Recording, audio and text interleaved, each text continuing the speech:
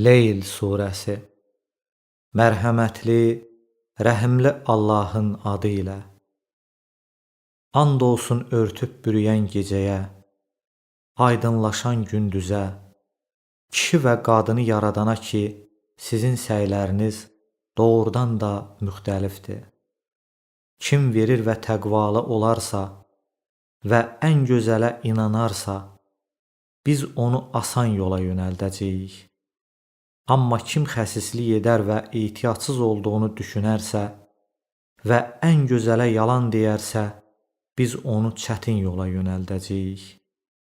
Düşdüyü zaman onun malı ona heç bir fayda verməz. Doğru yolu göstərmək həqiqətən bizim öhdəmizdədir. Axirət də, dünya da şübhəsiz ki, bizə məxsusdur. Mən sizi alovlanan bir odla qorxutdum. Ona yalnız ən bədbəxt olan girəcək. O kəs ki, yalanladı və üz döndərdi. Ondan isə ən təqvalı uzaqlaşdırılacaq. O kəs ki, malını verir təmizlənmək üçün. Onun yanında heç kimin qarşılığını alacağı bir neməti yoxdur. Yalnız uca Rəbbinin rizasını istədiyi üçün və o razı qalacaq.